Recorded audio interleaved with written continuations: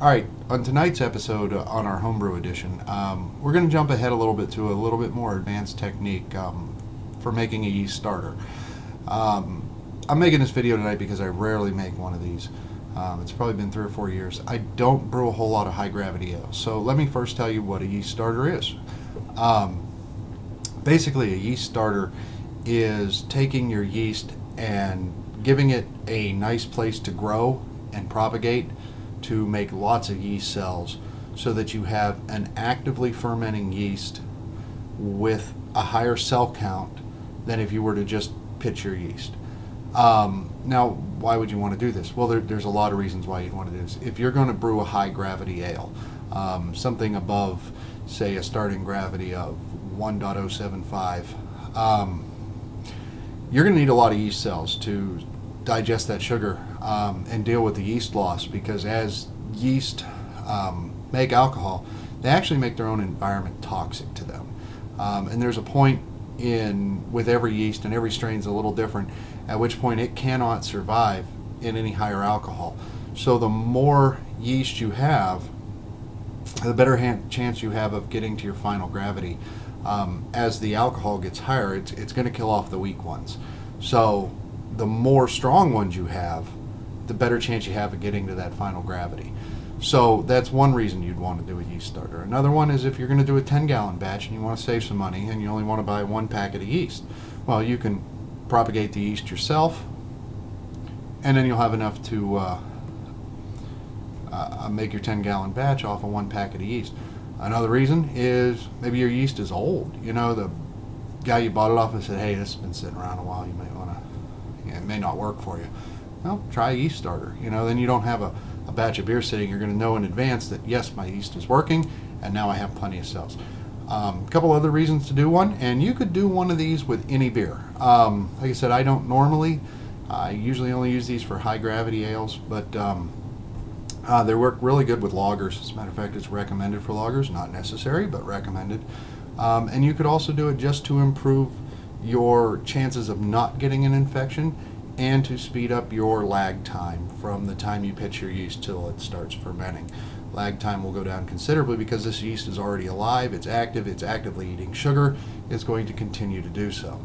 So anyway, in the clips that follow, I'm going to go through step by step how to make a yeast starter.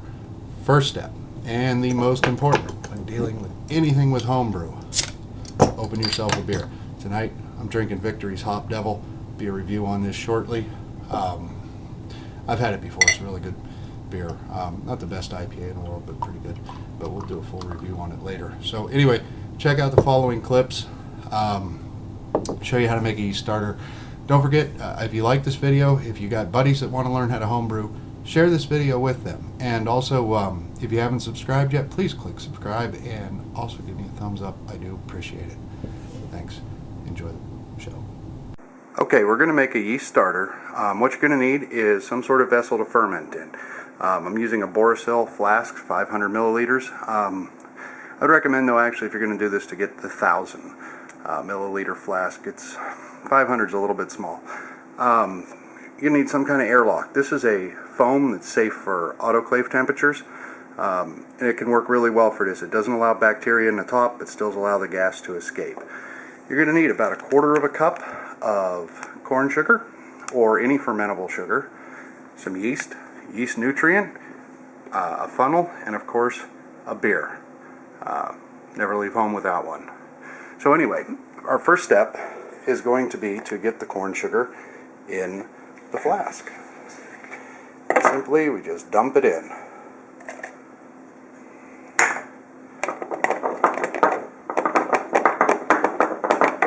Get it all in there.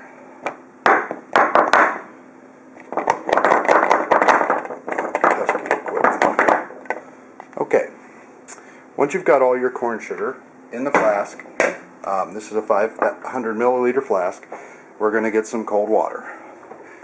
And easy enough, we just are looking for about 350, 400 milliliters. So right there in that neck of the woods, and just a hair below 400, perfect. We're going to take that over to the stove, and we're going to move the funnel And basically we're going to put that Borosil flask right on the stove. Now they say you shouldn't do this with electric stove, so if you don't have an electric stove, get a camp stove or something like that, and we're simply going to bring this to a boil for about 15 minutes. Oh, one thing, we got to put a little bit of that yeast nutrient in there. So stand by.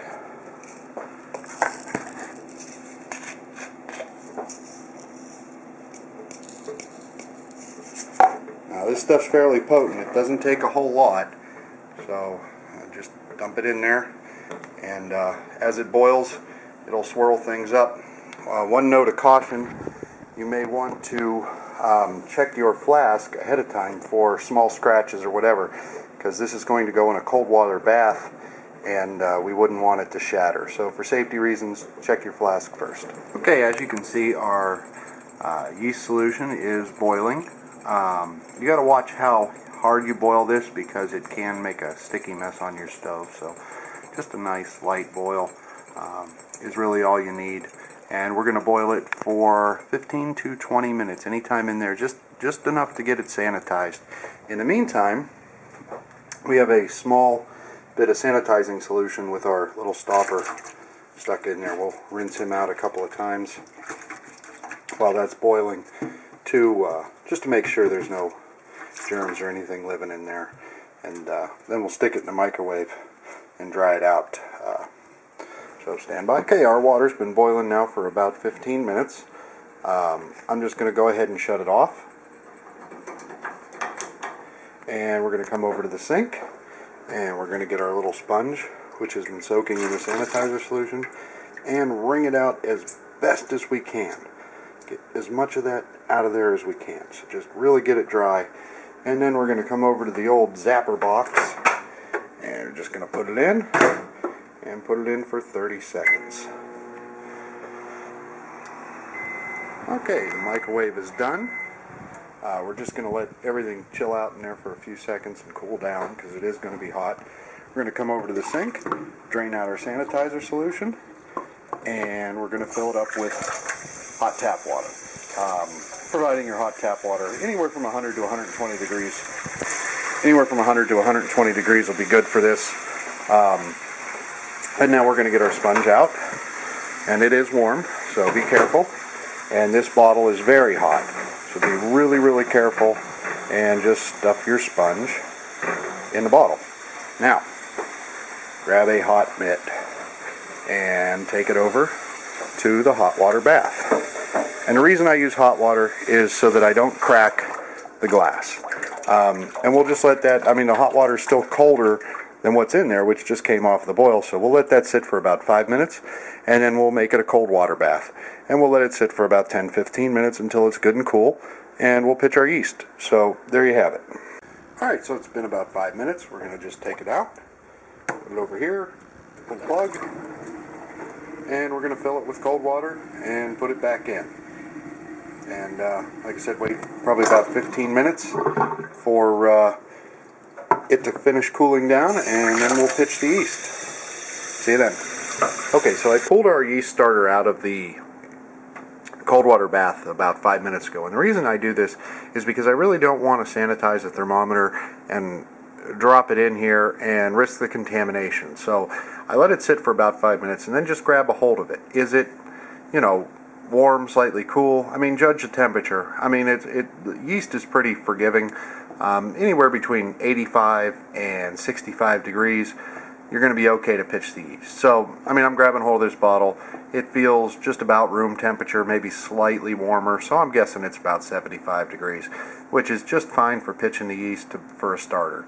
So the next step is just cut open your yeast, dump it in there. The one thing you want to be careful about, and I'm really sorry my cameraman's sleeping at the moment, so apologize for any bad footage here tonight, but I'll try to set the camera down in some place that you can kind of see what's going on, and just dump the yeast in. The one thing you want to be careful of is this is sanitized, so this top part is up, and as this cools, it's drawn bacteria and things from the air into this sponge, so we want to make sure we get the same end down that's currently down, and we don't want to disturb it a whole lot. You could go ahead and re-sanitize it and re-microwave it, but at the same time, that's going to leave your yeast starter open to allow more things to drift in there at the same time. So it's probably a good idea just to be real careful. Pick it up, don't touch it to anything, and dump your yeast. So I'm going to try my best here to show you what's going on without making a mess. So I'm just going to cut my yeast package open. Nothing hard about it. And I'll pull my stopper out carefully, and all the yeast goes in. I'm using US Ale, or Safe Ale US 05 for this beer. And then we're just going to stir it up. And that's going to put oxygen into there and also dissolve the yeast. And then we're just going to leave this sit on the counter for a day or two until the yeast starts to ferment, and it'll be a very active starter for our beer.